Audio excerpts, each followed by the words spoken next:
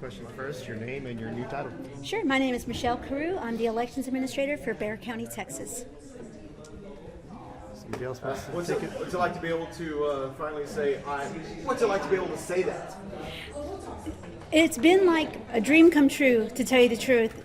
You know, I am 100% from Texas, born and raised in a really small town, worked in several small counties, but just the fact that I was able to come here to Bexar County to represent not just Texas in general, but the voters here in Bexar County.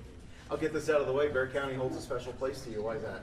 Bexar County means a lot to me for a lot of different reasons. I have family and friends that live here. I was married here on the Riverwalk at Marriage Island, so it's like making a complete circle. You mentioned the bullet points at the top that you are going to focus on at the beginning. Can you just give us a brief synopsis of those? Sure. There's a lot of things that we're currently, number one is having a fair election come May 3rd. We want to be prepared. We want to make sure that all the polling locations are open and with plenty of people to work, right? We want to make sure that the voters have everything they need and that we get through it like the rising stars that I know our team is. My last question. Are you prepared for the attention that will he be? Everybody here knew Jackie and like knew her name off the top of their head. Are you prepared for that kind of attention? I feel that I am. I mean, I have been through a few things in my professional life, and I feel that it worked me up to be prepared for this. That's all I got. Yeah.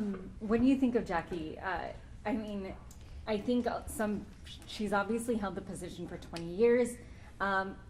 I know you've only been on the job for a little bit, and I did ask you this question earlier, but what differences have you noticed about the elections office that you would like to potentially change? Well, I think that new technology is at the top of the list. Of course, the website is something major that we'll be working on and addressing. I know that I've had people send me screenshots from their cell phones and it's not cell phone friendly. So we'll definitely work on that. We'll work on just several things in general, bringing in technology, making sure that the workers have everything they need. And I had about 6 different things, so if you'll bear with me just a second.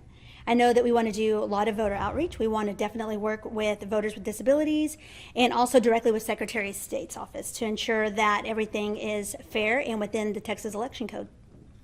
You mentioned that when you were getting advice from Jackie that she was describing some of the obstacles she's faced over the past 2 decades of the elections office. What were some of the troubles that she was telling you about? A lot of them are most recent, right, with the attacks that have been on elections administrators and security.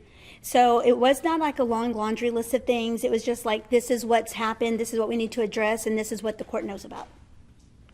I know your experience at Hood County probably didn't end in the way that you had hoped. Are you nervous about what the reaction in Bexar County could be, or to have a similar experience in Bexar County, or no? I think, honestly, I feel that Bexar County is totally different from Hood County. So my resignation at Hood County, to me, it was a very tough decision to make. So when I left, I still had the support of the Commissioner's Court, the Election Commission, and all of the judges and clerks. So I feel that although I left, maybe when I didn't want to, I still left with a lot of backing from the local stakeholders in Hood County. Did you miss it in the period that you had left? Yes, I did. I actually went from there to a job in the tech field, working for a tech company out of Austin. So I was still able to be involved with all my colleagues and see them and participate and stay abreast on election code. What kind of tech company was that? The first tech company I worked at was a document management company, and the second one I worked at is for poll worker management. You gave a little story about your interaction with Jackie. She showed you around. And then the last thing, good luck. Can you reiterate that, please? Sure. So I came in a week ago Friday and met with Jackie. She was gracious enough to take me around, show me everything, the footprint of the building, introduce me to the staff that was here, and then we just had a sit down. You know, she did talk to me about some of her, like I said, the obstacles that she faced with security and like any other office, running out of space and things along those lines. But it was a really positive interaction. I have nothing but mad respect for Jackie. I met her when I was just a deputy clerk in Parker County, and watching her and seeing the things that she went through, and also other elections administrators just like her, it encouraged me to want to be just like them. Election administrators, of course, across the country and the state are sort of being watched by a magnifying glass these days, especially when it comes to a safe and secure election. What's the biggest thing you want voters to know? Well, I want voters to know that as their elections administrator, I will always follow the letter of the law.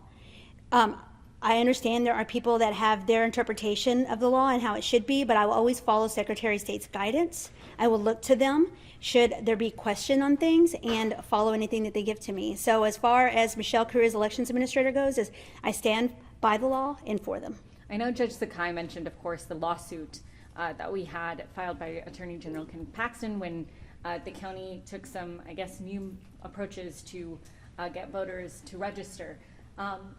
Would you shy away from approaches like that? Is that something that you'd be interested in doing, even knowing what the state's reaction is? I'm always interested in helping anyone who wants to vote to register. So depending on what the actual situation may be, I am open to it. I'm not open probably to every single idea that's out there, but I'm definitely open to making it easier for people to register to vote and to actually come in and vote in person.